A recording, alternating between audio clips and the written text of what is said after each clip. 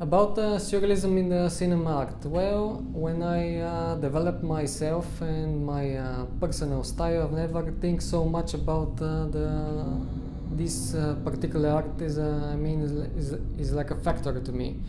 It's more of a, it's more like something that I've write about. Something that I'm familiar about, but it's never give me such a push. I always work inside my head. With my ideas, perspectives. I never give such a serious thought to what stuff I will do and what stuff I come up with, and maybe stuff I will achieve in time. And I think surrealism in cinema, yes, I agree with that, but in the same time, now is the moment that I must tell you that I'm a self-taught artist, and no one is give me any kind of lesson. Let's talk lesson, okay? GIGER for the main inspirator. Very close after him is Stan Winston. That is not so much as an artist, it's a movie special effects creator. And a little okay, after him is a third is Clive Barker. My nightmares are based pretty much in reality. There is nothing concerning my artworks, there is nothing beastly, there is nothing scary about them. It's a pure reality. Giger once said that his creations are a product of his nightmares, but I've never dreamed my creations. Well, yes, I'm not interested. I've never given a serious thought. For me, it's very interesting, the accomplishments, but it's not a complete art. This maybe be something a lot of negative. I give a downside, obviously, but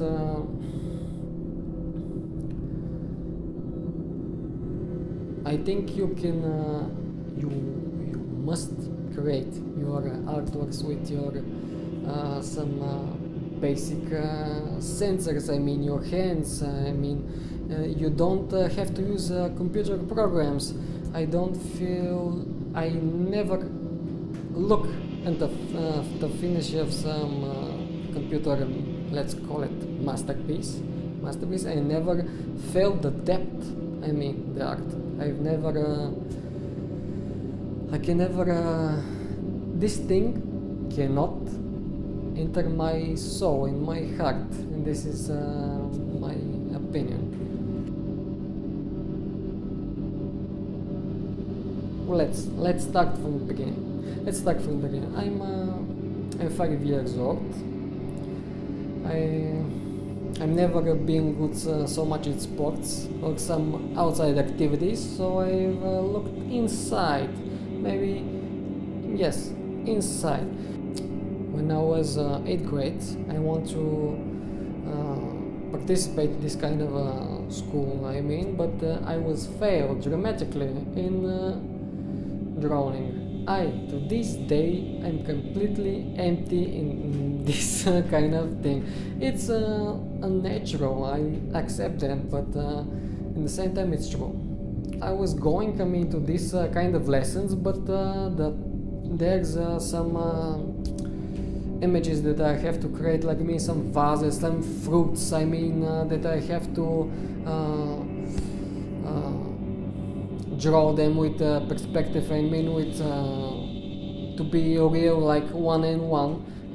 That's what will never happen. That's never interesting to me. This is not artist freedom.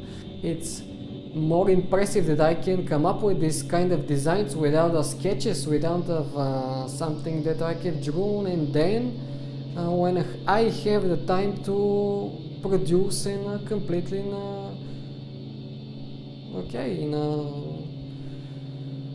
in a real form, I mean. Well, the occult for me is like magic. I mean, it's darkness. The darkness is the most something that is very deep inside my creations. Darkness combined with some other. I mean, the thing actually that I believed in and that I come up with in my head. I never read it. I've never found it everywhere.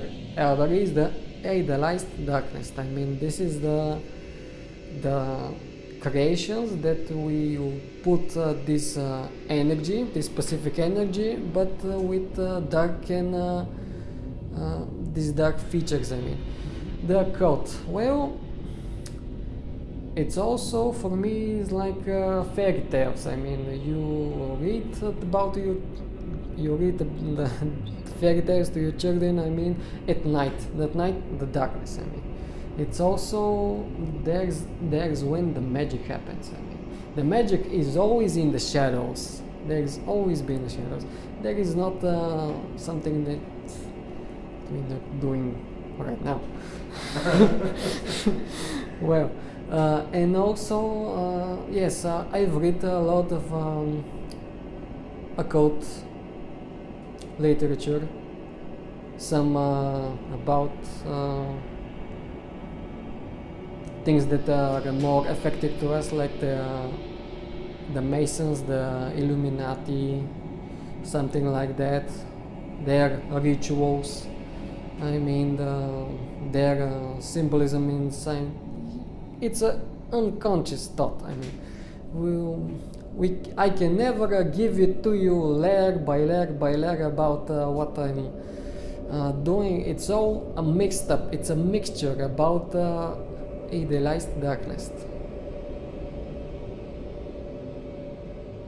Definitely the first Predator, 1987. This is a movie that I saw when I was 5 years old, and to this day I've watched this movie maybe for 200 times. It's no joke. Metal, definitely metal. I started listening to bands like Korn, Limp Bizkit when I was 7. The first band actually was not so kind of a metal, it's like a rock, The Offsprings. I mean, but 6 years old, this how old I was. In the time my bands become more heavier, I mean, more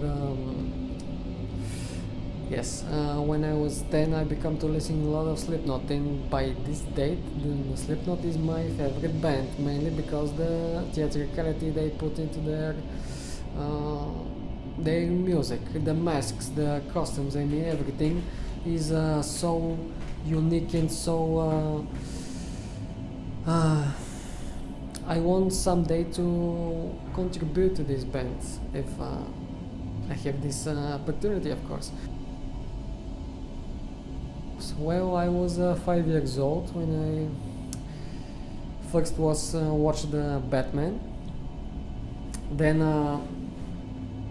my mother asked me why the black I mean is my favorite color, and I said to her because Batman is dressed in black. And by this date, Batman is my favorite superhero. One day, if I make a movie, it's gonna be definitely a superhero movie. And this is when I talk before about the idealized darkness. I was thinking about the Batman character. He's a guy, I mean, a man who is doing good stuff, but with this dark persona that he is using like some sort of shield. I mean, I'm very much